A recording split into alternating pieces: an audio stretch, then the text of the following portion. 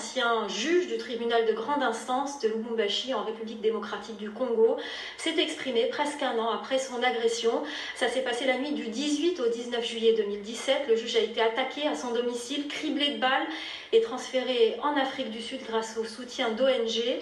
Aujourd'hui, il accuse le pouvoir d'avoir commandité son assassinat. Pour lui, c'est son refus de lire un jugement préécrit dans l'affaire Katumbi qui lui a coûté cher. Moïse Katumbi, l'un des grands rivaux politiques du président Kabila. Je vous propose de découvrir ce témoignage exclusif au micro de Caroline Dumais et Stéphane Kersens. Il a passé 10 mois dans cet hôpital de Johannesburg et il a miraculeusement survécu à ses blessures. Maintenant qu'il a rejoint sa famille, le juge Mbouyi n'a qu'une hâte, raconter ce qu'il s'est passé en juillet 2017. C'est dans la nuit du 18 au 19, ma parcelle était envahie des militaires. Ces militaires sont venus de la garde républicaine. Ça, il faut vraiment bien les retenir et les souligner. Le groupe qui était dehors a donné l'ordre à Lingala, mais à tous autres sans mon quantité, Bobete Massas. Ces messieurs ne respectent pas les chefs, tirez sur lui. Tant de dire pardon, on avait déjà ouvert le feu sur moi. C'était toute une fusillade là.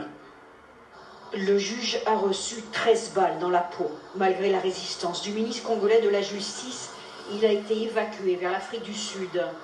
Le dernier procès de sa carrière aurait été celui de l'opposant congolais Moïse Katumbi. La grande préoccupation pour tout le monde était de savoir quel lien j'avais avec M. Moïse Katumbi. Et c'était la veille de l'audience. J'ai dit qu'on ne va pas se laisser influencer. Nous allons dire la vérité. Est-ce pour cela qu'il a été attaqué? Le juge Mbouyi voudrait bien que justice soit faite sur ces assaillants qui n'ont pas été inquiétés. Les pistes sont claires. Les assaillants sont venus de la présidence. L'ensemble de ces éléments-là constitue ce qu'on dit un droit de présomption irréfragable pour déterminer qui est l'auteur de cette infraction. C'est les pouvoirs. Qui incarne les pouvoirs aujourd'hui chez nous au Congo?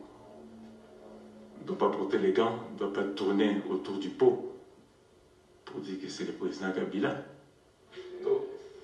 Le juge rêve de rentrer chez lui à Lubumbashi, mais il craint pour sa sécurité.